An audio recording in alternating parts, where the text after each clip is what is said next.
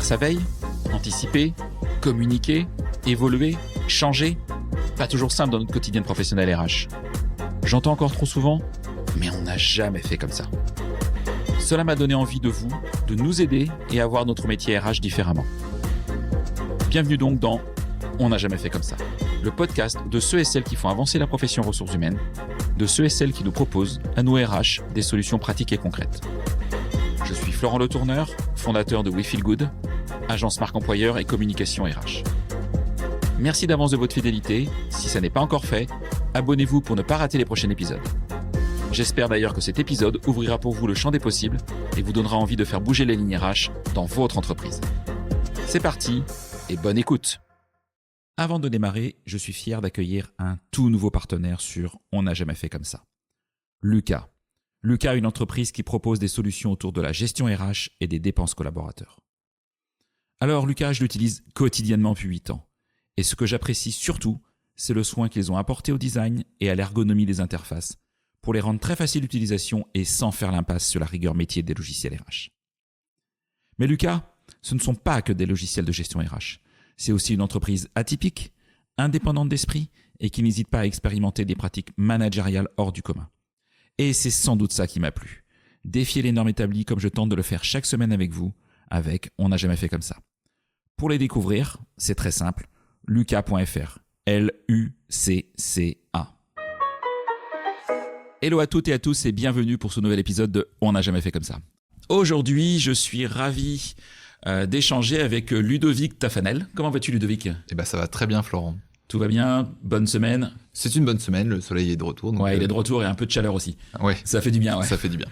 En tout cas, merci pour ton accueil au sein de ton école, l'IGS RH, l'école des ressources humaines du groupe IGS, en plein cœur de Paris, dans le 10e.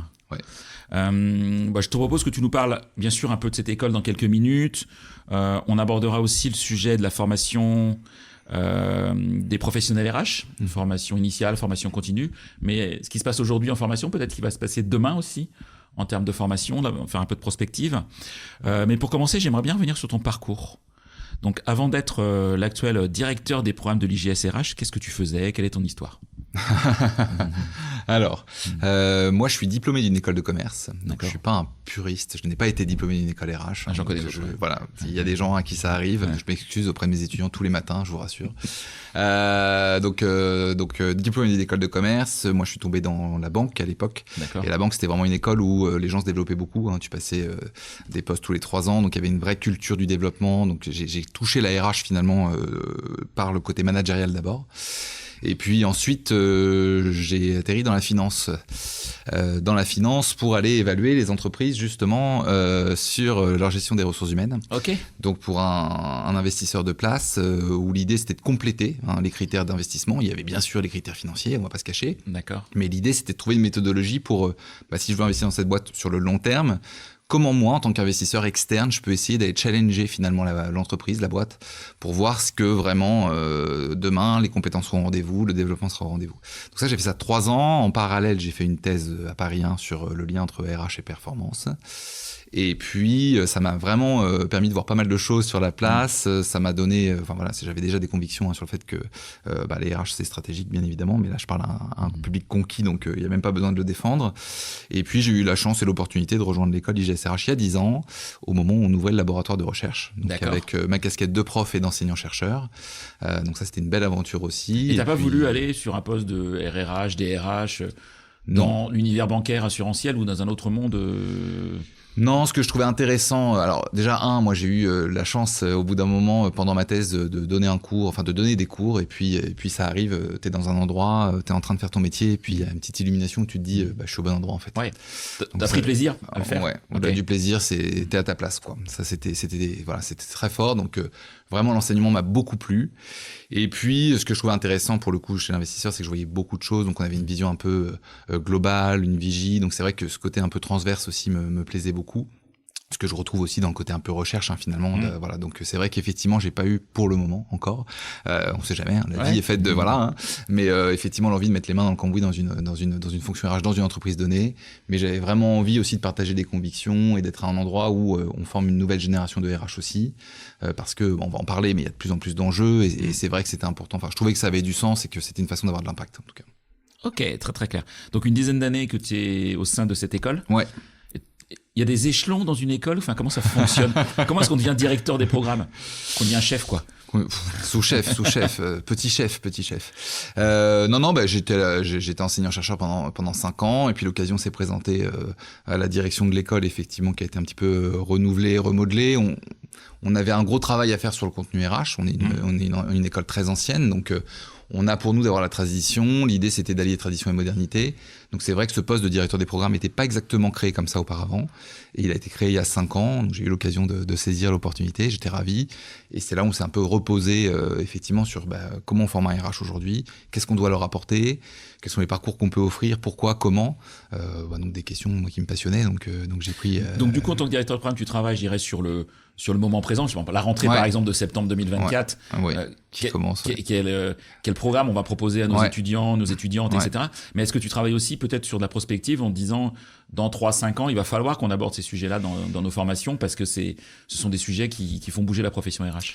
Oui, tu es obligé d'avoir une vision prospective parce que on est en France, que tout est très encadré et que par exemple quand on dépose nos diplômes, parce qu'ils sont reconnus par l'État, donc ça veut dire qu'on dépose des référentiels de compétences, etc. On fait aussi tout ce travail, moi j'y participe activement, justement de poser un référentiel, de dire mais finalement demain qu'est-ce qui va compter? Le référentiel il doit correspondre aux attentes du marché aujourd'hui, mais ton diplôme il va durer 5 ans, donc il faut qu'on ait tous les ans tu peux pas changer non plus. Non, donc après on va être figé pendant 5 ans, donc il est important de pouvoir avoir les bonnes compétences au rendez-vous. Donc ouais, effectivement, je participe de ce travail aussi, ce qui est hyper intéressant, bien sûr. Ouais, on va revenir sur tout ça parce que du coup, ça me donne plein d'idées de questions que j'avais même pas notées. Alors, j'ai aussi noté dans ton résumé LinkedIn et autres choses que l'on peut trouver sur le web que tu es je parle au passé, mais tu es toujours directeur scientifique de l'Observatoire des trajectoires professionnelles, qui est issu d'un partenariat entre donc le groupe IGS, la fondation The Adecco Group et LHH. C'est ça. C'est quoi? Tu peux nous en dire plus? En fait, 2014, donc ça fait un petit moment maintenant, c'était bien avant le Covid, on se posait la question déjà des transitions professionnelles. Et quand on regardait, finalement, il n'y avait pas beaucoup de travaux de place. C'était dur de savoir combien de personnes vivaient des transitions professionnelles véritablement. Donc le sujet montait très fort, tu commençais à avoir les nouvelles formes d'emploi, les gens qui arrêtaient pas de dire moi je suis freelance, je veux plus jamais de l'entreprise, etc. Donc tout ça commençait à se dessiner, on en parlait un petit peu, ça commençait à être un petit effet de mode aussi, mais très peu de chiffres. Donc c'est vrai que du coup, l'idée de cet observatoire à l'époque, c'était déjà d'essayer de quantifier. D'accord. Voilà, on parle de combien de personnes? Parce qu'on sait aussi qu'entre ce qu'on voit sur notre LinkedIn et la vraie vie... Il faut se méfier de son fil LinkedIn qui est en plus forcément personnalisé. Oui. Où moi j'ai l'impression que tout le monde est entrepreneur. Oui.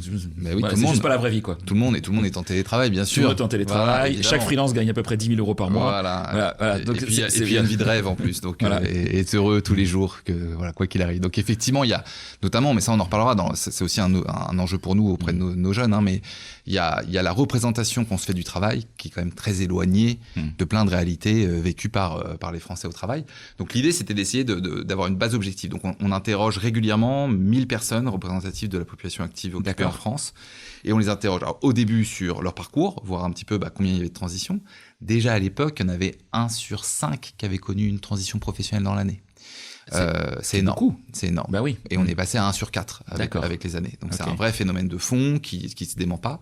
Donc ça, c'était vraiment le premier enjeu. Et puis on voulait comprendre justement, parce qu'en fait, il y a plusieurs trajectoires, il n'y a rien d'unique. Donc comprendre un peu les différents profils, comprendre aussi... on fait beaucoup de choses en France. On a des dispositifs, le CPF, le CEP, qu'on remodèle à peu près tous les 5 ans en changeant les noms. Comme ça permet à tout le monde de s'y retrouver. Selon la volonté du ministre en poste. Voilà, c'est ça. Je veux dire, et puis c'est super en cours parce que du coup, tu renouvelles tes slides et tes quiz tous les ans et tu peux coincer tes étudiants parce que voilà, avec tous les sigles, c'est du pain béni pour nous, profs sadiques que nous sommes. Mais du coup, c'était aussi de comprendre est-ce que les Français s'y retrouvaient. C'est-à-dire que c'est super d'avoir des droits théoriques. Est-ce que ce sont des droits réels? Est-ce que vraiment les gens ont conscience. Alors, avec le démarchage téléphonique, le CPF, maintenant, ça a marché du feu de Dieu. C'est-à-dire qu'à force de se faire appeler. Ça s'est un peu calmé, cette histoire, mais. Oui, ils ont réussi. C'était du délire. Ils ont réussi à y mettre un terme, mais bon, quand t'es appelé 4 fois par jour, effectivement, au bout d'un moment, t'as compris que t'avais un compte personnel de formation à toi. Bon, ça a eu au moins ce bénéfice-là, ceci dit, mais le conseil en évolution professionnelle est très peu connu, alors que c'est un droit gratuit, qui est hyper important dans notre société actuellement, au vu des transformations qu'on vit et qu'on va vivre demain. Donc vraiment aussi, l'idée de l'observatoire, c'était aussi un peu ça, de faire un point sur, ok, il y a plein de choses, sur quoi il y a des besoins d'orientation, d'information, et aussi essayer d'éclairer la communauté RH sur ces questions, et la communauté sociale au sens large, d'ailleurs, pas que les RH. Ouais. Bon sujet, il faudrait que je fasse un épisode sur cette histoire de CPF, parce qu'effectivement c'est un droit qui est pas très connu, pas si connu que ça, et qui a été bouleversé en fait. Ouais, qui a été bouleversé. Aujourd'hui, 80% des gens savent ce qu'est le CPF. D'accord. Okay. Et ça, il y a eu un vrai boom. En cas de notoriété, clair. Ouais. Alors ce qui n'était pas le cas avant le Covid et qui n'était pas le cas avant le démarchage. Voilà. Ça, c'est vrai. Maintenant, en fait, le CPF, quand t'es tout seul face à ton CPF, pardon, mais je veux dire, t'es dans ton entreprise. Je sais pas moi, t'es ébéniste, t'es face à ton CPF, je crois que c'est quand même difficile seul de s'orienter. C'est là où moi je crois beaucoup au CEP. À l'époque, on avait défendu le point auprès de l'équipe de Muriel Pénicaud. Je le dis toujours, il défendait un Airbnb de la formation. Super. Nous, on défendait un Doctolib de l'orientation, c'est-à-dire que 2 clics et j'ai rendez-vous avec quelqu'un, très facilement, qui va m'aider, juste à faire un point, parce que on sent aussi qu'il y a des velléités de mouvement dans la population active occupée. Mais en réalité, parfois, c'est en posant les choses, les gens se rendent compte qu'ils sont bien là où ils sont, mais ils ont besoin d'échanger dessus, en tout cas. Ok, merci pour ce point. On va revenir sur la formation. Ouais. Alors, j'ai la question qui tue. Oula. Ouais. C'est pas ChatGPT, c'est moi qui me le suis posé tout seul. Faut-il un diplôme RH pour travailler en RH?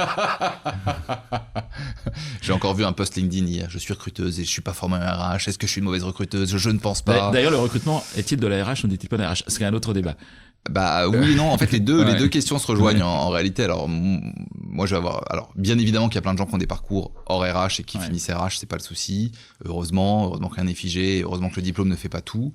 Je pense quand même que les sujets se complexifient très fort et qu'aujourd'hui il y a un peu moins de possibilités qu'à une certaine époque, si on veut devenir vraiment responsable RH ou DRH, d'atteindre ces postes sans avoir une formation solide.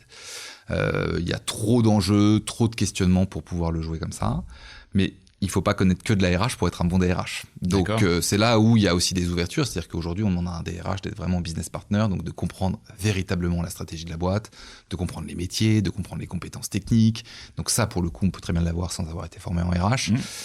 Mais c'est vrai qu'on est quand même de plus en plus attendu sur tellement de sujets. Enfin, je veux dire, la qualité de vie au travail, la santé mentale, tout ce qui va être équilibre vie privée, vie professionnelle, l'égalité professionnelle, j'en passe et des meilleurs. Les impacts technologiques. Et la transformation des métiers qui commence, qui ne fait que commencer, qu'on commence à vraiment sentir. On en a beaucoup parlé. Là, ça arrive. Et là, ça va arriver pour longtemps. Donc là, on va avoir besoin quand même de technicité. Surtout qu'on est dans un pays où, alors après, on le décrit, on l'aime, peu importe, mais on est dans un pays où il y a un vrai dialogue social. Et je pense tant mieux. Mais il y a une vraie méconnaissance de ces instances. Donc souvent, quand tu n'as pas été formé en RH, le premier mur que tu te prends, c'est ton premier CSE que tu n'avais pas vu venir. Tu vois un représentant du personnel arriver dans ton bureau et puis... t'as pas prévenu un tel et un tel qu'on allait faire tel et tel changement, t'as pas été à la négociation, à l'information consultation, et donc tu te rends compte très vite que tout se braque, quoi. C'est donc là, au vu de la profondeur des transformations qui vont arriver, oui, il faut être solide en RH pour pouvoir le jouer avec du dialogue social constructif, pour pouvoir connaître les acteurs et y aller. Bon, sur le recrutement, si tu veux, on en reparlera, mais j'ai aussi mon avis.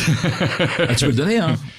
Non, je pense que le recrutement... Est-ce que c'est pour toi, c'est une matière à part entière des ressources humaines, ou est-ce que c'est un métier qui, au fur et à mesure du temps, est devenu à part? Tu sais qu'il y a une école de recrutement, par exemple, l'école de recrutement que tu as dû entendre parler, forcément, ou d'autres dispositifs. Quelle est ta vision là, de professionnel RH? Je pense que tu peux avoir quelques personnes qui sont à part. Je pense que malheureusement, le recrutement est devenu à part. D'accord. Malheureusement. Okay. Pourquoi malheureusement? Parce que le recrutement, c'est le premier plan du développement RH. Donc si t'as pas en tête ce qui va se passer, et notamment là, où les métiers vont se transformer, les compétences vont jouer, si tu recrutes à l'aveugle par rapport à toutes ces questions, tu crées un problème demain, en fait. T'as 8 chances sur 10 de créer un problème demain. D'ailleurs, c'est pas pour rien, parce que même s'il y a des effets de mode, maintenant on n'est plus recruteur, d'ailleurs, je te le rappelle, on est talent acquisition. Oui. Ça suffit, les recruteurs, excuse-moi, mais c'est complètement has-been. Tu es talent acquisition ou rien. Ce qui est intéressant dans ce mot quand même, parce que c'est que oui, ça veut déjà dire que dans le talent développement, le recrutement est la première étape. Le problème, c'est que souvent, il n'y a que le mot et pas la pensée derrière. Donc moi, je continue de penser que le recrutement doit être pensé de façon plus transverse avec l'ensemble des enjeux de développement et que si tu le fais pas, oui, à court terme, tu as un recrutement qui peut être réussi, etc. Mais que tu manques de vision, de développement et que tu te poses peut-être des questions sur le long terme, quoi.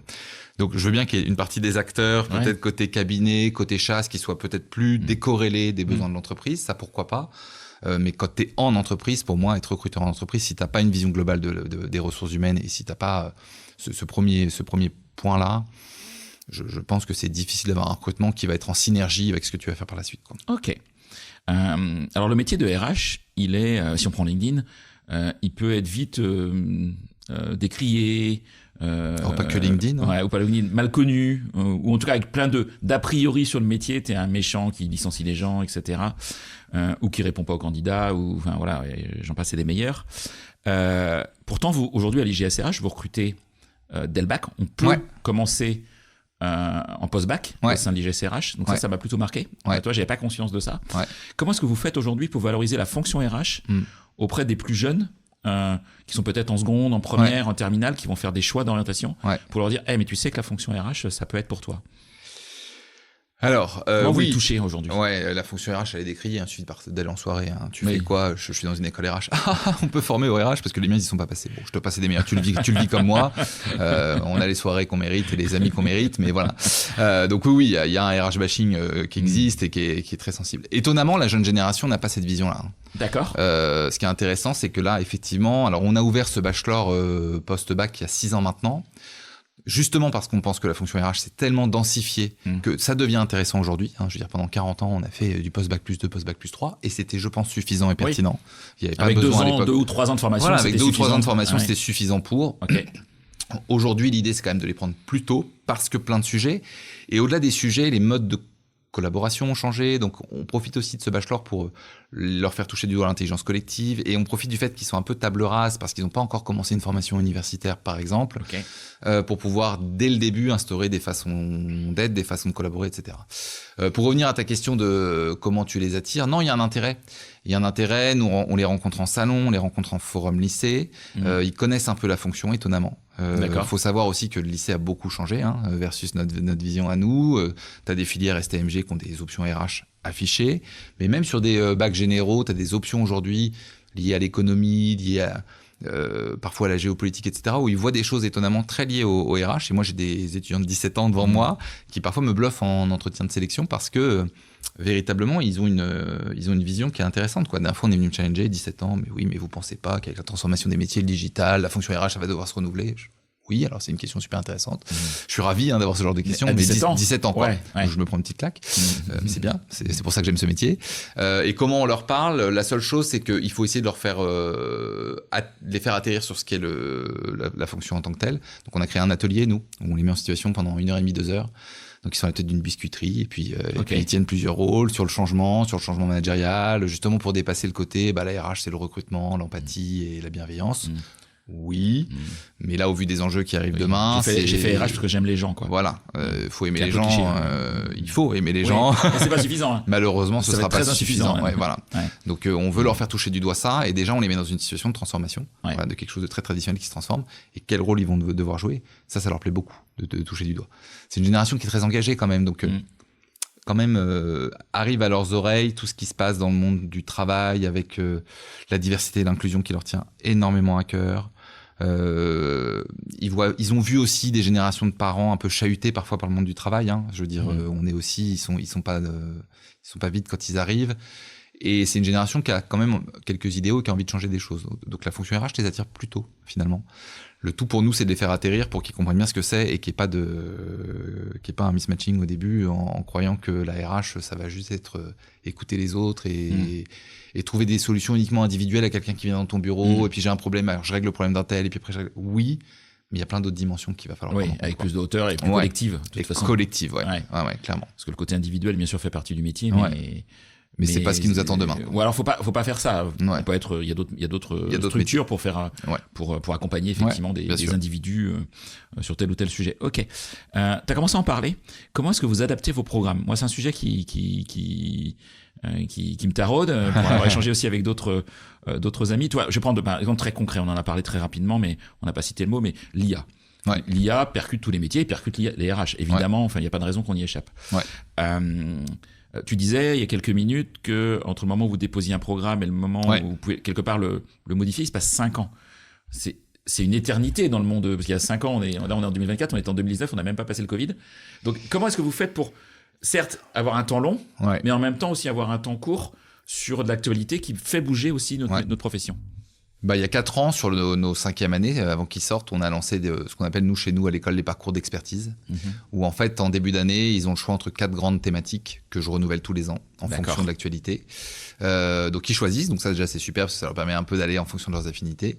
Et donc si par exemple, très concrètement, cette année j'ai un groupe qui travaille sur un mini MOOC sur justement l'impact de l'IA sur les métiers, de l'IA générative sur les métiers. Donc, ça me permet finalement d'aller aborder des choses. Moi je leur dis toujours à la rentrée, vous savez, il y a des thématiques, il n'y a pas de cours sur l'étagère. Les entreprises, on n'a pas encore digéré.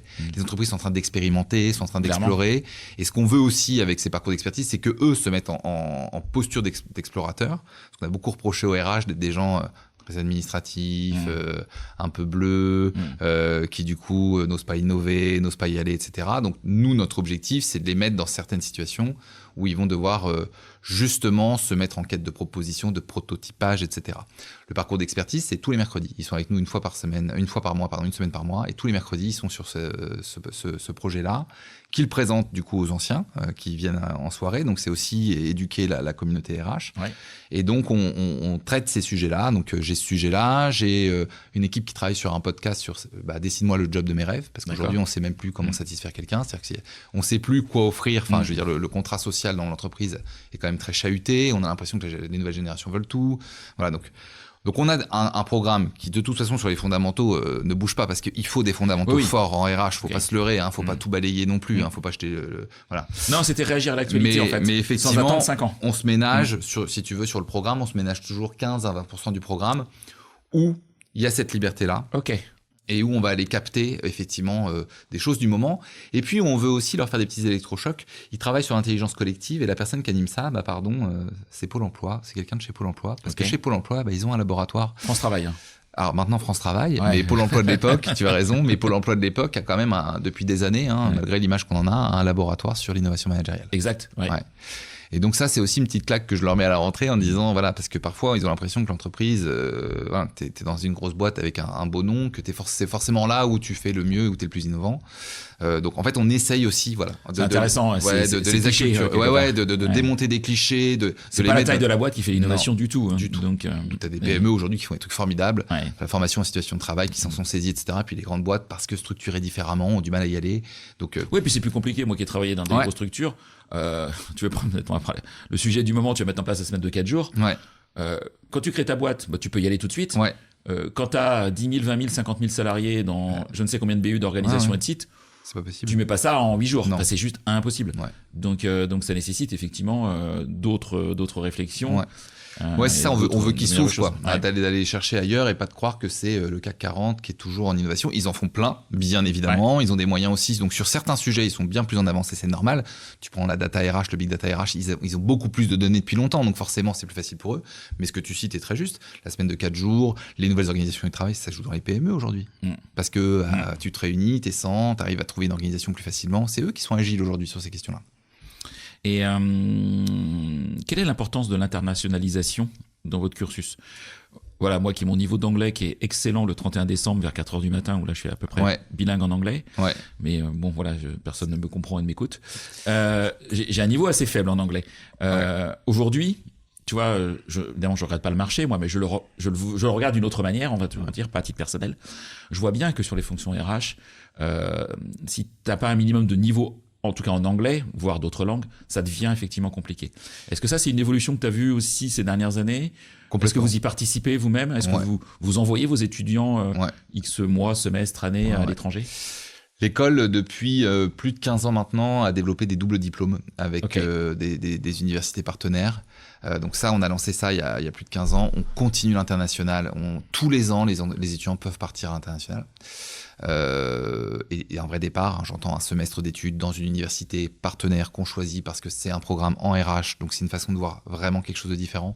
À titre d'exemple, si tu vas aux Pays-Bas, le programme il s'appelle pas RH, il s'appelle RH et bien-être au travail parce que c'est leur vision.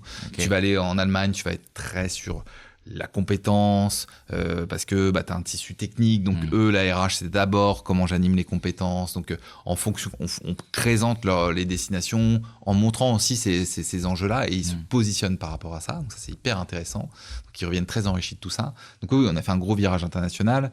Moi, je suis arrivé il y a 10 ans, on avait déjà pris ce virage. Ce qui a changé en 10 ans, c'est qu'aujourd'hui, même pour des offres d'alternance pour quelqu'un qui est en 4e année, qui est en M1, j'ai des offres d'alternance où on demande à l'alternant de couvrir du périmètre international.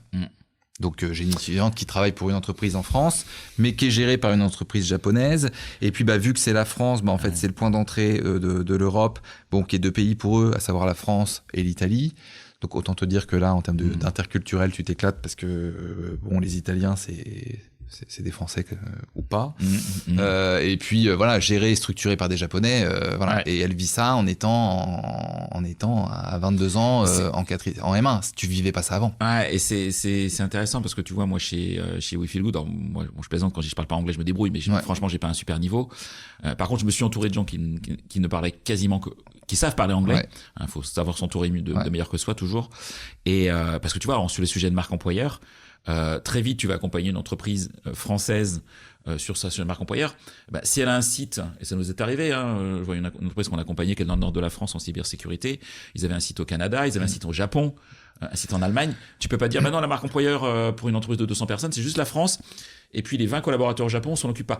Donc à un moment, t'as pas le choix, quoi, en fait. En fait, il y a eu une accélération de dingue là-dessus, et les RH sont partis très loin. Moi, j'ai fait une école de commerce, je te le disais en introduction. Je veux dire, nous, on se posait pas la question, est-ce que je pars, est-ce que je pars pas. La question, c'est je pars où. Oui. Et c'était il y a 20 ans. J'ai vieilli, malheureusement. Mais je veux dire, et on se posait pas la question. C'est vrai que c'est là où Fonction RH était en retard par rapport aux écoles de commerce. Et on est encore en train, nous. Alors nos étudiants commencent à bien comprendre parce que ça y est, finalement, vu que les offres d'alternance parfois le portent, en fait, ils le tangibilisent beaucoup plus qu'avant. Mais c'est vrai que pendant 15 ans, on a beaucoup prêché un peu dans le désert. En tout cas, on a essayé d'évangéliser et on en a évangélisé heureusement. Mais c'est vrai que la prise de conscience a été tardive et que c'est un gros travail encore aujourd'hui de leur faire comprendre. Moi, chaque fois, je leur pose la question quand je les reçois en entretien. Je leur dis, OK, et l'international, vous le mettez quand dans votre parcours ? Ça arrive quand ? Parce que tu dis parler anglais, mais en fait, parler anglais, ça va se résoudre en 2 secondes. Aujourd'hui, avec l'IA générative, de toute façon, tu fais une vidéo en français, tu le traduis en 22 langues dont tu ne parles pas, ça resynchronise les lèvres, donc il n'y a plus de souci là-dessus. Mais nous, on est en RH, donc la question, c'est pas tant parler anglais, c'est d'être allé vraiment travailler dans un autre pays, comprendre que les cultures sont différentes, que du coup, quand tu vas mettre en place des plans de transformation qui vont pas être des petites choses, si tu n'as aucune conscience de ça veut dire quoi travailler en Allemagne, ça veut dire quoi travailler en Italie, ça veut dire quoi travailler en Grande-Bretagne, comment tu vas approcher des gens qui ne fonctionnent pas comme toi, comment tu vas les approcher de façon collective, ça marche pas. Donc ce qu'on veut faire prendre conscience aussi, parce que ça y est, ils ont compris pour l'anglais, nous ce qu'on veut leur faire comprendre aujourd'hui, notre nouvelle bataille, c'est de leur dire oui mais en fait c'est pas qu'une histoire d'anglais. D'accord. Et ça va de moins en moins être une histoire d'anglais. C'est une histoire de s'être exposé à l'international. Ok. Et ça on le voit parce qu'il y a beaucoup d'étudiants qui partent en VIE désormais. Ok. Je rappelle que les RH c'est le 5e VIE le plus recherché. Donc D'accord. on l'oublie, mais voilà, parce que comme tu dis en fait ça s'est accéléré d'un coup et les entreprises ont besoin d'envoyer des gens sur des périmètres internationaux. Il manque de candidats. Clairement, moi j'ai des grosses entreprises qui m'appellent et qui nous appellent nous parce qu'ils savent qu'on en fait et qui nous disent mais on n'arrive pas à trouver des candidats vraiment avec des vrais profils internationaux. Donc VIE derrière, mais les VIE aujourd'hui, moi dans mon époque, je vais faire le vieux con, pardon, mais bon, ça me fait du bien. Mon psy était en vacances, donc c'est bien finalement ces podcasts. À mon époque, on te faisait confiance sur un VIE assez facilement. Aujourd'hui, je vois bien, moi ils me prennent mes étudiants qui ont déjà fait l'international pour faire l'international. Il y a plus de risque. Oui, ok. L'entreprise, elle prend pas un gamin qui a l'air sympa, qui a l'air ouvert. Pour justement apprendre. Pour apprendre, déjà c'est un minimum. Moi, à mon époque, le VIE, c'était encore un truc où t'apprenais, c'est-à-dire qu'on te faisait confiance et puis on te prenait sur ton potentiel, etc. Ils les prennent sur des potentiels sur plein de choses, mais sur le côté international, ils prennent pas sur du potentiel. Tu as déjà vécu à l'étranger, tu sais faire, tu es déjà allé travailler dans d'autres cultures, etc. Là, on te laisse y aller. Tu l'as pas fait, on te prend pas. Et ils préfèrent attendre. Moi, j'ai des boîtes ça fait 8 mois, 9 mois qui cherchent un VIE, des belles boîtes, pignon sur rue, beaux industriels. Ils préfèrent attendre que de prendre le risque d'envoyer quelqu'un qui n'y est pas allé. D'accord, donc ils ont des critères de recrutement qui sont assez forts en fait. Ouais. Ils veulent pas. On n'a plus le temps de se planter avec quelqu'un qui va arriver. Là, il faut le réduire en fait. Ouais. Donc ils attendent de le remettre dans les études. Mais ça, t'as raison. Moi qui venais d'une école de commerce, c'était une petite claque quand je suis arrivé dans le milieu de la formation RH parce qu'on était très en retard là-dessus. Ok. Les diplômés, les GSRH, Ouais. qui sortent à Bac plus 3, 4 ou 5, enfin 3 ou 5 j'imagine plutôt. Majoritairement 5. Ouais, majoritairement 5. La fonction RH, elle recrute à 5. Aujourd'hui, est-ce que tu as vu aussi une évolution sur les métiers d'entrée dans la fonction RH en sortie de ton école? Et aujourd'hui, quels sont ces métiers, on va dire, qui aujourd'hui, en 2024, sont les plus recruteurs de jeunes diplômés de l'IGSRH? Alors, changement pas complètement. Nous, on a un diplôme qui est généraliste. Donc, Okay. en fait, ils sont sur beaucoup de choses en fonction de leurs affinités. Et depuis longtemps, ils sont sur beaucoup de choses. Donc, tu as des gens qui vont faire les choix de carrière généraliste. Ok. On en a un tiers, globalement, qui va devenir RRH au bout de 2 ans, généraliste, etc. Il y a eu les moments où le SIRH était très rémunérateur, où il y avait beaucoup, donc, et ça l'est encore, et même si, il y a la volumétrie, c'est un tout petit peu resserré, mais bon, il y a eu cette période-là, elle existe encore. Donc, tu as encore toutes ces données-là. Là, il y a beaucoup de recherches sur le talent acquisition, talent development. Clairement, là, ça fait partie des choses sur lesquelles les entreprises attendent beaucoup, et ça va faire que s'accélérer. On en reparlera si tu veux, mais nous, on est en train de, dans les titres qu'on a redéposés dans les diplômes, là, on a refait quelque chose vraiment orienté de développement RH. D'accord. Ok. Je pourrais t'expliquer pourquoi, mais c'est le besoin d'aujourd'hui et de demain. C'est une certitude, mais vraiment au sens développement, pas un mot, mais voilà. Et après, sur leur devenir, non, il y a un peu de tout. Alors après, eux, dans leur désir, ça a un peu changé. C'est-à-dire qu'à la différence d'il y a 10 ans, moi déjà, ils ont fait beaucoup de leurs études en alternance pour beaucoup d'entre eux, pas que, parce qu'on les envoie à l'international, donc pas que de l'alternance, mais quand même, ils ont beaucoup d'expérience en entreprise, donc déjà, ils n'hésitent pas à faire une pause à la fin du diplôme.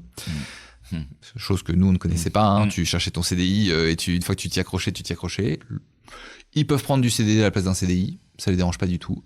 Parce que mission, projet, environnement. Voilà. Et puis, il y a des thématiques sur lesquelles parfois ils sont déçus. Parce que diversité inclusion, t'en trouves beaucoup en alternance. Mais des vrais services diversité inclusion, ça commence à se structurer, mais c'est encore timide. Donc ils les trouvent en alternance, donc ils sont super contents parce qu'ils disent ma carrière elle est faite, ou en tout cas mon début de carrière est fait, je sais où je vais, ça j'aime, etc. Et puis finalement quand ils veulent un vrai poste CDI, responsable, etc., c'est pas encore très structuré. Donc c'est vrai que sur la RSE, sur la diversité et l'inclusion, je crois que l'offre est pas encore complètement corrélée à ce qu'ils attendent eux en tant que jeunes diplômés. D'accord. C'est plutôt comme ça que je vois les choses. Ok. Tu m'as pas parlé de la marque employeur? Sujet qui m'intéresse un peu en fait. Alors, non, marque employeur, non. C'est plus un métier de com, un métier de RH? Je provoque. C'est un vrai métier de RH sur lequel il faut avoir des compétences de com, mais je suis navré, je suis RH profondément. Non, je pense que surtout on a appris, il y a quand même eu l'effet boomerang, c'est-à-dire qu'il y a eu toute l'envolée de la marque employeur saisie par les gens de la communication, où les entreprises y sont allées très très fort sur des promesses démentielles, et puis tu es sur une génération de la preuve, et tu es sur une génération qui n'hésite pas à claquer la porte. Donc en fait, il y a quand même eu un retour, donc oui, il y a de la marque employeur aujourd'hui qualitative, tant mieux, ça a fait un peu le tri. C'est vrai qu'ils s'y positionnent un petit peu moins. Ceux qui font beaucoup, ça va être tout ce qui va être effectivement faire connaître leur marque auprès, mais plus sur le terrain finalement, donc les forums, toute la stratégie finalement d'acquisition de talents, avec du partenariat fort, avec effectivement des centres de formation, des écoles, des universités, donc ça beaucoup. De campus management par exemple. Campus management beaucoup, de repenser l'expérience candidat. Mais c'est vrai que si tu veux la marque employeur, si tu veux vraiment bien la faire, faut être honnête, faut avoir et le pendant recrutement, mais et surtout le pendant expérience collaborateur. Et ça, je pense que c'est pas un métier d'entrée. Faut avoir un peu, c'est pas un métier de jeune diplômé. Faut avoir un peu plus de bouteilles, faut avoir connu l'entreprise.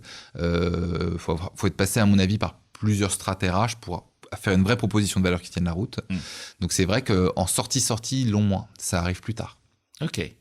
Merci de t'être intéressé à cette branche qui m'intéresse un petit peu à mes heures perdues. Là, on était très formation initiale. Vous avez une vision aussi formation continue? Oui. Ou formation tout au long de la vie? Oui, le groupe a, de toute façon, on adresse beaucoup de publics, de l'insertion d'ailleurs jusqu'à la formation tout au long de la vie. Donc on a effectivement de la formation continue en RH, hein, ça fait partie effectivement des diplômes sur lesquels le groupe IGS forme beaucoup. En plus c'est un métier en termes de reconversion qui attire beaucoup. C'est étonnamment en fait, c'est très paradoxal parce que ce que je disais tout à l'heure, il y a un vrai RH bashing. De toute façon tous les RH que je connais sont en burn-out et puis de toute façon les RH, puis sont moi-même. Je disais ce matin dans le TGV, 60% des RH sont en dépression. Oui, c'est le nouveau. C'est la nouvelle. Il en reste 40%, c'est la bonne nouvelle. C'est déjà bien. Voilà, finalement, c'est la sélection naturelle, non? Non, c'est vrai que c'est un métier difficile. Là, on n'entend que ça depuis 1 mois et demi, c'est la petite musique qui tourne sur le burn-out des DRH. Je pense que le chiffre est quand même un petit peu élevé, à mon sens, dans ce qu'on nous dit. Donc, je pense que ça mériterait de nouveau, pareil, une étude un peu plus calibrée. Toujours regarder d'où vient l'étude quand il y a l'étude. Oui, voilà. Et puis, comment on caractérise un burn-out parce que pareil, un burn-out, un vrai burn-out. Pardon, c'est un sujet sérieux. En fait. Donc, voilà. Bon. Bref, je passe de côté ça. Tout ça pour dire qu'effectivement, en termes de reconversion, pareil, tu as beaucoup de gens qui ont des vécus au travail, qui les ont plus ou moins satisfaits. Finalement, quand ils repensent une deuxième partie de carrière, une troisième partie de carrière, qui veulent y trouver du sens, la fonction RH, elle est très attractive. Donc oui, effectivement, on a de la formation continue. Là-dessus, France Compétences a bougé beaucoup de lignes aussi. Donc aujourd'hui, tu peux certifier sur un titre entier, donc tu peux avoir des formations longues, mais tu peux, alléluia, faire ce qu'on appelle des blocs de compétences. D'accord. Donc à savoir des bouts, effectivement, et des morceaux de diplôme. Alors non pas des morceaux pour des morceaux, mais des morceaux parce qu'ils correspondent à des métiers. Donc ça, c'est quelque chose qui est une vraie évolution positive en France. Il faut le souligner parce qu'on est aussi très France bashing de temps en temps.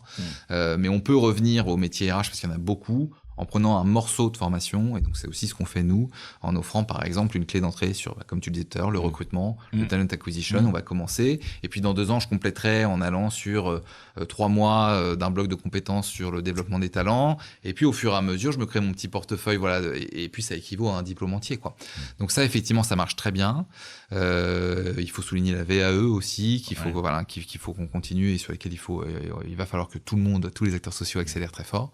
Mais oui, effectivement, on a de la formation continue, principalement, je te dis, à l'échelle de gens qui se reconvertissent. Mais de toute façon, les profils ont changé parce que même à l'école, moi, en 10 ans, aujourd'hui, j'accueille des gens parfois qui ont 27 ans, 30 ans, 32 ans, 35 ans. Il y a de moins en moins de parcours linéaires, et tant mieux. Il y a eu le Covid aussi qui est passé par là. Donc, tu as aussi plein de gens qui ont commencé des études. Puis le Covid a frappé, ils sont allés travailler 3 ans, 4 ans, ils reviennent aux études. Donc oui, on accueille avec grand plaisir ces profils.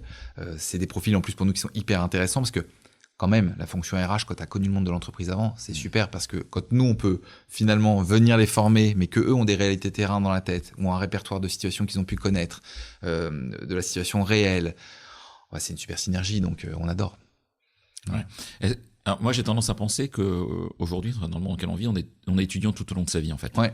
Est-ce que tu as aussi cette vision-là et moi, c'est ce que je donne, des conseils que je donne effectivement aux gens que je croise, c'est continuer à te former. Alors, on peut se former avec des diplômes, on peut aussi aller sur LinkedIn Learning, il y a plein de possibilités pour se former. On peut aller à des événements, on peut aller à des confs, on peut écouter des podcasts. Enfin, il y a plein de possibilités. Est-ce que toi, cette philosophie-là, tu en parles aussi avec tes étudiants qui peut-être se disent j'ai le bac plus 5 terminé, il va falloir que j'ai envie d'aller taffer, et ce qui est normal quand au moment on a envie de gagner sa vie et de s'assumer en tant que non plus étudiant mais adulte professionnel, mais est-ce que voilà cette formation permanente qu'on doit avoir aujourd'hui, elle est clé pour toi? Oui, elle est clé. La première chose qu'on leur dit à la rentrée dans les qualités, c'est la curiosité. Et en RH, t'as pas le droit à l'erreur. C'est-à-dire que tu peux être un très bon RH, avoir un très bon diplôme, être major de promo.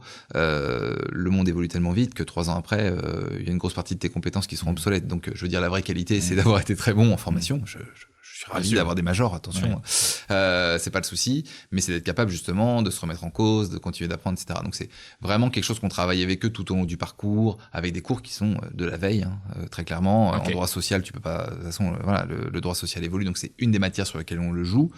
Mais c'est aussi, si on prend les parcours d'expertise dont je te parlais tout à l'heure, c'est aussi là-dessus. Quand le parcours d'expertise, c'est pas un prof, quoi. On leur dit, c'est vous.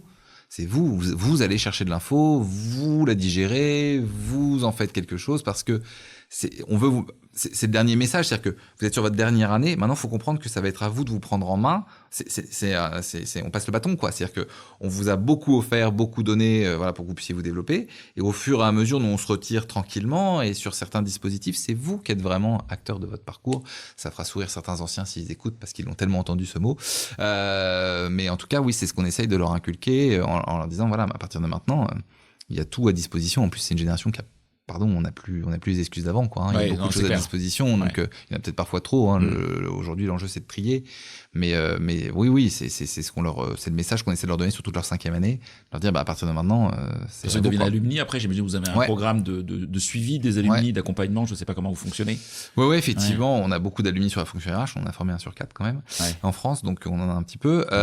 Et oui, on garde contact. Donc ce que je te disais tout à l'heure, typiquement, ce parcours, ces parcours d'expertise se finissent par la nuit des RH traditionnellement tous les ans à l'école, où on accueille les anciens, où les étudiants de dernière année montrent aux anciens ce qu'ils ont eux pu creuser pour leur apporter quelque chose. C'est aussi un changement de posture. Ce qu'on leur dit, c'est maintenant c'est à vous d'apporter quelque chose à la communauté en fait, et c'est à vous d'être capable de creuser. Donc on joue ça.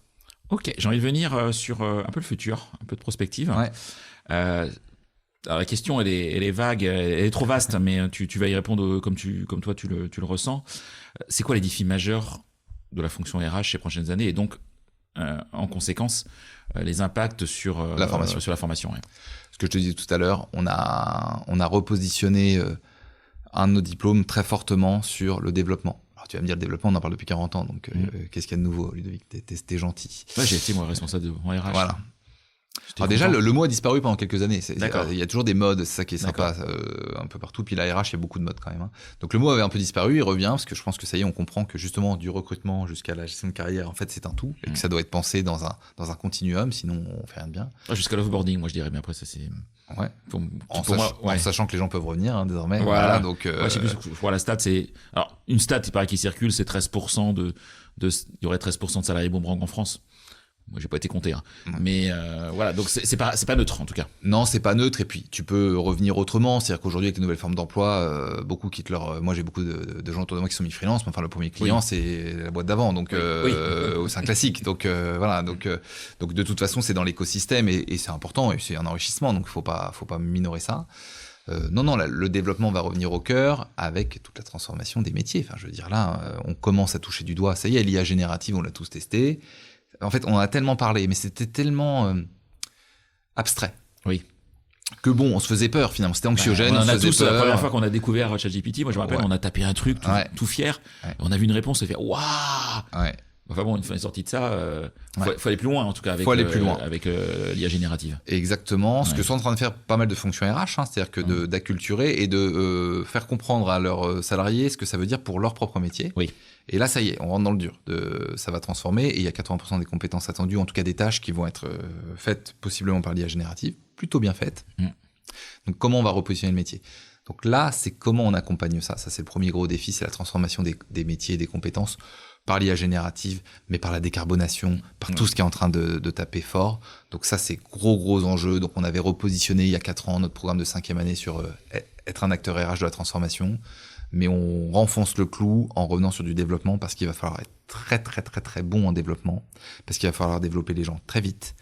Et le volume des gens à développer, on va pas pouvoir absorber. Donc de toute façon, il va falloir qu'il y ait une multiplicité de dispositifs, avec des dispositifs malins qui mêlent le travail et la formation, qui mêlent le mentorat, le tutorat, la formation en situation de travail. Enfin, je veux dire, nous, acteurs de la formation, on va jouer notre rôle, mais vu les volumétries de transition, on va pas être suffisant. Donc il va falloir qu'on joue tous ensemble en coordination les acteurs sociaux pour réussir collectivement toutes ces transformations.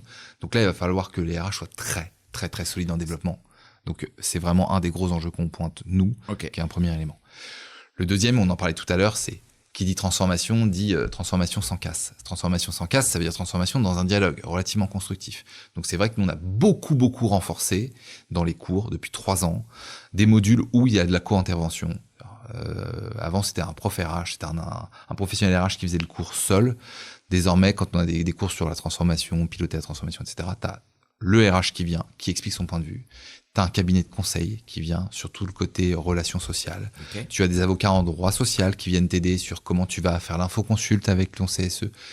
Parce que ça, si on se plante demain, nous, la fonction RH, sur l'ordonnancement des changements, on peut planter des boîtes, on va se le dire, parce que il va falloir aller vite. Il y a des RP qui viennent, des représentants personnels ou des représentants d'organisations syndicales. Pareil, ça fait partie des choses qu'on a réintroduites depuis 3-4 ans. Je trouve ça bien, moi. Qui parlent à des gens qui sont du métier. Ça démystifie aussi le mythe du méchant syndicaliste. Voilà, et le gentil RH et le méchant syndicaliste, ou inversé d'ailleurs. Voilà. Mais on arrête effectivement cette représentation binaire. moi, je te le disais tout à l'heure en souriant, mais quand tu as fait une école de commerce, ce qui était super à l'époque, c'est que tu arrivais dans l'entreprise et tu découvrais que ces gens existaient. On n'en avait jamais parlé. Oui.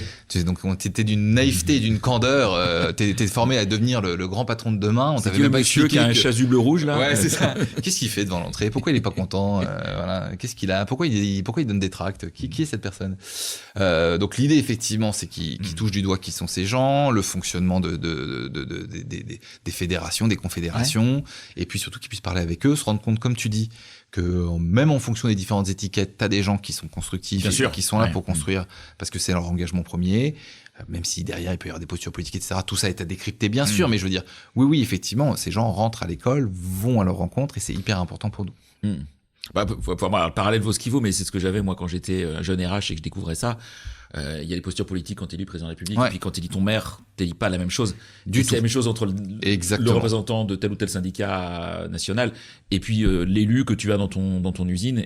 Qui est là depuis 40 ans, qui est un super ouvrier, qui aime son métier, qui est dans le collectif, et qui, en fait, quand il vient te voir, ne vient pas effectivement, il a peut-être envie de défendre l'entreprise comme toi. Après, il a un objectif peut-être différent au bout du bout. Il a une autre vision, il n'a pas forcément toutes les infos. En plus, là, on leur demande de négocier sur beaucoup de choses. La BDESE, excuse-moi, donc base de données économiques, sociales et environnementales. Donc, faut comprendre les orientations stratégiques de l'entreprise à 5 ans, la santé financière, être capable de challenger sur ton taux d'endettement. En même temps, faut comprendre, tu vois, le cycle de tes ressources. Est-ce que tu recycles, est-ce que tu recycles pas? Je veux dire, aujourd'hui, on en demande beaucoup à ce dialogue social. C'est hyper important qu'il soit le plus riche possible, mais c'est hyper important aussi que côté RH, on soit prêt à le faire, mais côté délégué du personnel, ils soient super bien formés pour avoir un dialogue constructif. Et ils sont en train de se former, et c'est très bien. Vous les formez? Vous avez un module pour les représentants du personnel? Alors, nous, c'est plutôt les OS qui forment leur propre... C'est plutôt les OS, et puis tu as des cabinets de conseil spécialisés, donc c'est vrai qu'effectivement, ils passent plutôt par ce type de formation. Mais nous, en tout cas, on veut qu'il y ait une rencontre et qu'on soit pas, comme tu le dis si bien, dans le cliché, effectivement, de ce qu'ils peuvent lire. Voilà, je veux dire, demain, on pourra pas jouer les uns contre les autres, quoi. Il va falloir jouer ensemble. Ok, très très riche. C'est quoi les projets de développement de l'IGSRH? Les trucs secrets que tu veux pas me dire. Les trucs secrets. C'est quoi peut-être les sujets dont tu as déjà parlé ou vous avez déjà parlé dans la presse, mais comment vous voyez l'IGSRH demain en fait? Ouais. On continue notre développement, l'international très fort. Moi j'ai quand même un étudiant sur 3 qui part à l'étranger. D'accord. Voilà, donc sur mes 350 étudiants tous les ans. Donc c'est pas rien. C'est pas rien. Dans la fonction RH, je pense qu'on fait partie des seules institutions qui poussent autant l'international. Donc ça, on va continuer. On va continuer, on fait que continuer. Ça, c'est hyper important pour nous, clairement. On est en train, bien évidemment, je te disais, donc de replacer le développement au cœur, parce que autant on a toujours dit qu'il fallait être un très bon en droit social et on continue de le faire. C'est un des fondamentaux pour faire des choses intelligentes en RH. Là, le développement va être à la même hauteur, la même exigence. Donc, on est en train de remonter l'exigence là-dessus. On est en train d'essayer de les acculturer à d'autres modes de fonctionnement. Ce que je te disais aussi avec le bachelor. Le bachelor, on en a profité pour que en fait, ils travaillent avec des méthodologies d'intelligence collective du jour 1.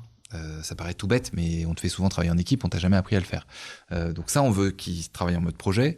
Moi, ils me bluffent un peu, mes petits bachelors, ils ont 17 ans, 18 ans, je les prends en première année. Dès décembre, ils m'animent un atelier d'intelligence collective avec des gens externes.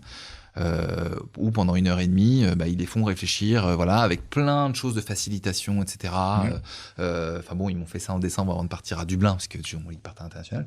Bon, je me suis pris une petite claque aussi, mais je suis content. C'est ce qu'on essaye de faire, quoi. C'est-à-dire qu'on essaye de les faire changer de posture.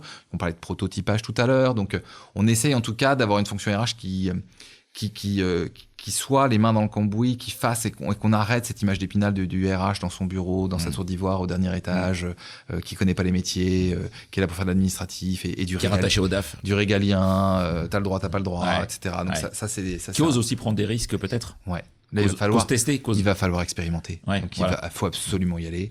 Donc ça effectivement, ça fait partie. Donc faut savoir convaincre aussi. Ouais. Il y a un travail de conviction de ces dirigeants, dirigeantes, des codires, des collègues du codir Comex, qui n'est pas toujours simple. Non. Non, avec en plus, on a toujours notre petit syndrome d'imposteur en RH quand même. On est dernier arrivé au Comex, alors ça fait longtemps maintenant qu'on y est, mais Mais il n'empêche que, voilà. Je vois encore des boîtes où c'est rattaché au DAF. Ouais. C'est ce truc qui m'agace, mais alors. Ça m'énerve m'énerve à chaque fois. Il y a encore quelques batailles, et puis même quand on l'a gagné, voilà, faut y aller. Alors moi, en plus, j'ai un cours très chiffré, donc j'arrête pas de leur dire, vous êtes venus en RH, vous détestez les chiffres, mais on va faire beaucoup de chiffres parce qu'il va falloir y aller. Mais ils m'adorent, c'est formidable. C'est des bons moments. On a accueilli comme ça, voilà. Et des sujets de chiffres, comme politique de rému, des choses comme ça. Ouais, puis pour convaincre. C'est-à-dire que, en fait, ce qu'on essaye beaucoup de développer avec eux, c'est la preuve. La data RH. La data, ouais. En gros, quelle data tu vas contrôler, comment tu vas prouver ce que tu fais. Nous, on fait de l'investissement, c'est vu comme un coût. Comment tu retournes les situations, voilà. Donc ça, on travaille beaucoup avec eux là-dessus aussi, pour qu'ils aient une posture de conviction, comme tu le dis, et puis qu'ils aient les outils pour le faire. Voilà. Ouais, parce que souvent, ils sont en face du DIRCO, du DIR Marketing, qui lui a des chiffres. Non, très souvent. Ou DAF, c'est sûr. J'ai toujours une petite simulation du début. On fait un comité de direction. Voilà, le directeur marketing passe, il a tous ses chiffres, le directeur financier. Et vous dites quoi? Nous, les salariés sont plutôt contents. Et puis, j'ai dépensé tant. Ah oui, super, des coûts. Ouais, super, vous êtes un centre de coûts, c'est génial. Donc, non, on travaille ça, on travaille beaucoup ça avec eux, énormément. Donc ça fait partie des gros enjeux qu'on travaille depuis longtemps. Et puis là, on est en train de mettre, d'ailleurs, c'est groupe IGS au global. Alors, il y a plusieurs choses. On a un incubateur d'entreprise maintenant depuis 3 ans, la Why Not Factory. Moi, je suis hyper content parce que, pareil, les RH, c'est vu comme poussiéreux. Moi, je suis désolé. Tous les ans, j'ai des étudiants qui sont en alternance, qui font leur diplôme et qui, en même temps, sont incubés dans cette Why Not Factory. Donc oui, on peut être entrepreneur et RH. Voilà. Enfin, toi, tu le sais plus que d'autres, mais voilà, c'est bien qu'ils puissent avoir ça dès la sortie de l'école. Donc ça, c'est un premier truc qu'on travaille beaucoup avec eux, l'entrepreneuriat, cette posture-là. Et puis là, on est en train de retravailler tous les enjeux de la métamorphose du monde, vraiment, avec des choses toutes bêtes, mais on veut les bachelors vont passer par l'entrepreneuriat social, par le tissu associatif, en fait, là, on veut leur faire voir des mondes sociaux, des enjeux de société, des enjeux environnementaux, et qu'ils mettent les mains dedans et qu'ils y aillent. Ok, très clair. Dernière petite question avant qu'on aborde les questions finales de ce podcast. Quel conseil, au singulier ou au pluriel, toi qui vois, tu donnerais à un jeune qui souhaiterait se lancer dans une carrière en RH? Alors ça dépend où t'en es. Quand je les rencontre très jeunes, moi je leur dis toujours, allez parler aux gens qui font de la RH. Le seul truc sympa de la RH quand même, parce qu'on a quelques qualités, c'est que en général on aime bien le développement, on aime bien les autres. Donc quand un jeune de 16-17 ans demande à un copain de papa-maman qui est RH... On aime bien parler de son métier. Oui. Les gens aiment bien parler de leur métier, c'est plutôt chouette en général. Ouais. Donc ça, faut y aller, parce que il n'empêche que si tu lis tout ce qu'il y a sur Internet, t'as une vision soit catastrophiste, soit t'es le sauveur. Donc aller à la rencontre des gens qui font le métier, c'est hyper important.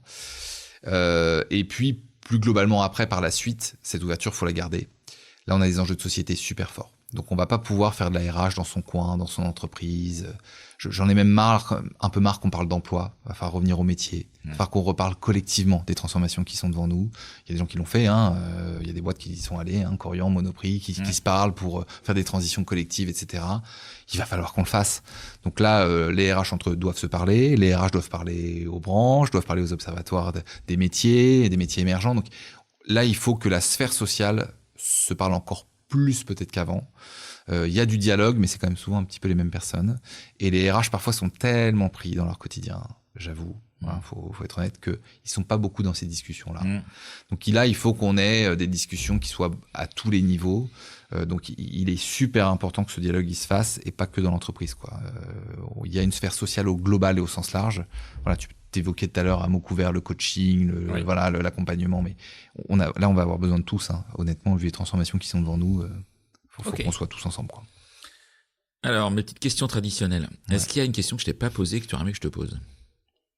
Un sujet que j'ai pas abordé, ou on veut parler, ou on a fait le tour de ce que tu pensais exprimer ce matin quand tu as mangé ton pain au chocolat dans ton café. Ou ta chocolatine pour les sudistes. Ouais, non, j'ai fait ni l'un ni l'autre, tu sais, j'ai fait café noir. La diète, c'est important. C'est le jeûne intermittent, c'est à la mode. On est tous victimes des modes, que veux-tu que je te dise. Non, je dirais peut-être juste que c'est vrai qu'il y a eu une période où on disait que le manager était le premier RH. C'est toujours vrai, c'est pas le souci. Je crois que vraiment la fonction RH va devoir s'adresser aussi plus directement aux salariés, les équiper un petit peu plus. Et puis réfléchir collectif, quoi. On l'avait évoqué tout à l'heure un petit peu avant de commencer, mais on a fait beaucoup de politique. Si on doit faire notre mea culpa, on fait beaucoup de politique pour l'individu. C'est beaucoup un indicateur qu'on mesure et qu'on suit.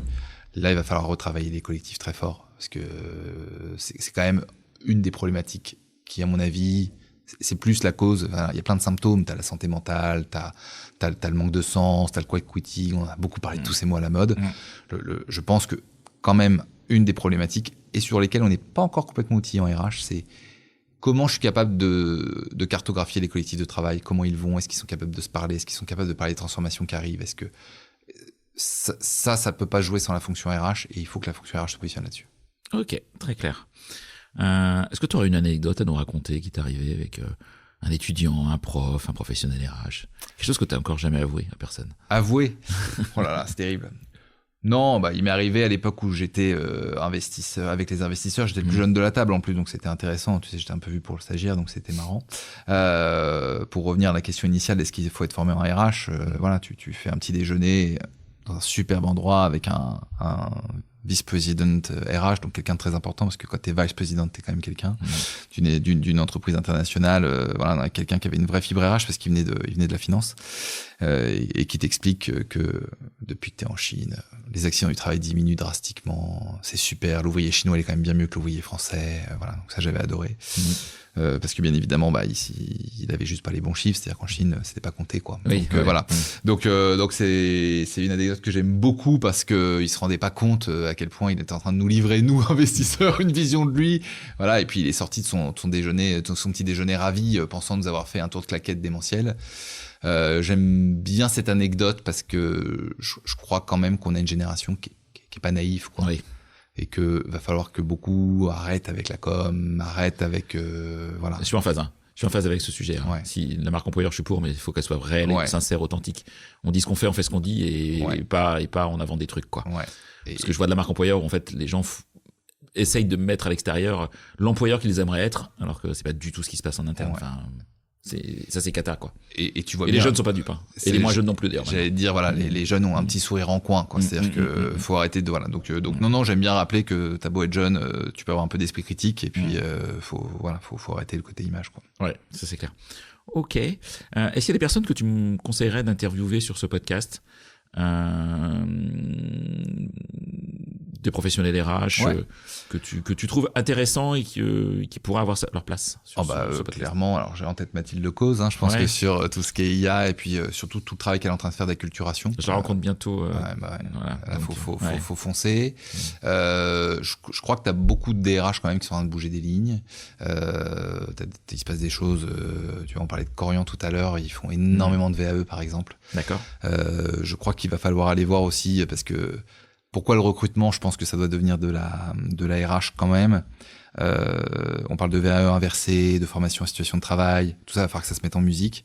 Et aujourd'hui, moi j'en peux plus d'entendre qu'on est sur des métiers pénuriques. Moi tu comprends, j'ai un problème, Ludovic, c'est que j'essaye de recruter, mais c'est pénurique. Alors du coup, qu'est-ce qu'on fait? On fait de la marque employeur, on fait un joli site, et puis en fait je crois qu'il va falloir comprendre qu'à la vitesse où vont... À côté, il y a 5 millions de personnes inscrites à France Travail quand même. Ouais. Il y a quand même un petit sujet, quoi. Mais la vraie question, c'est comment tu les remets à l'emploi. Donc en fait, tu recrutes plus. Tu recrutes, tu formes et t'emmènes. Donc c'est pour ça que le recrutement peut pas être dissocié de la fonction RH. C'est-à-dire qu'aujourd'hui, les métiers se sont transformés très vite. Tu vas avoir des gens qui vont être sur le bas-côté, très clairement, et de plus en plus, et même des gens diplômés. Donc il va falloir qu'on puisse tous tranquillement se repositionner. Et donc le recrutement seul, c'est plus possible. Donc il va falloir aller voir aussi des entreprises qui ont pensé ça dès le début et qui sont capables de penser dès le recrutement tout un parcours finalement de développement qui leur permet d'avoir les bonnes personnes et qui arrêtent de parler d'emploi pénurique et de voilà. Ok. T'écoutes des podcasts? Pas forcément RH d'ailleurs. Hein. Est-ce que tu écoutes des podcasts dans l'absolu? J'en consomme un tout petit peu. Je consomme celui de mes étudiants. On en fait un par an, donc voilà. Ok. Qui s'appelle comment? Alors là, du coup, cette année, ça va être Dessine-moi le job de mes rêves. Voilà. Donc c'est celui-ci. On avait fait un sur Green RH. On avait fait un sur c'est quoi être un leader en temps de crise à l'époque du Covid. Donc on essaye de prendre un sujet un peu tous les ans. Après, le temps me manque et un peu moins de podcasts, j'avoue. Ok, donc, mais non, il y a trop d'offres. Ah oui, il y a de l'offre. Trop d'offres. Ouais, j'ai du mal à m'y retrouver. Ouais, ça c'est. Ok, moi je pourrais t'expliquer comment je fais mon tri, moi. Parce qu'effectivement, tu peux être noyé sous l'offre. Ça, je confirme. Ouais. Je confirme. Ok, si besoin, si je suis auditeur, auditrice, j'ai envie de te contacter, qu'est-ce qui est le plus simple, honnêtement? Pour LinkedIn. Tu réponds vraiment? Ça dépend ce qu'on me demande. Ouais. Si on est poli. Si on est poli, si on va pas te vendre un truc avec 3 mails. Non, LinkedIn, je serai réactif, pas de souci. Écoute, Ludovic, un grand merci pour cet échange, pour pour ta passion, pour ton enthousiasme et en même temps ton humour. Donc moi j'apprécie beaucoup ce mélange d'expertise et d'humour. J'aurais aimé avoir des profs comme toi. Oh, Seigneur. Il n'est pas trop tard. Mais... Ouais. J'en parlerai à mon fils. Pour l'instant, il veut plutôt être youtubeur. Bon, d'autres problèmes en ce moment à gérer. Mais bon, voilà. On va y aller par étapes. Ouais. Donc merci pour tout. Merci à tout le monde. Et puis à bientôt Ludovic. Merci à toi Florent. Merci beaucoup. C'est terminé pour ce bel épisode. Merci de l'avoir suivi en entier. Pour ne pas rater le prochain, d'ailleurs je prépare plein de chouettes entretiens pour ces prochaines semaines, abonnez-vous à On n'a jamais fait comme ça. C'est le bouton Suivre sur Apple Podcast ou s'abonner simplement sur Spotify. N'hésitez pas également à mettre 5 étoiles si vous avez apprécié ce podcast et à me contacter via LinkedIn pour tout commentaire ou toute suggestion d'invité. À bientôt.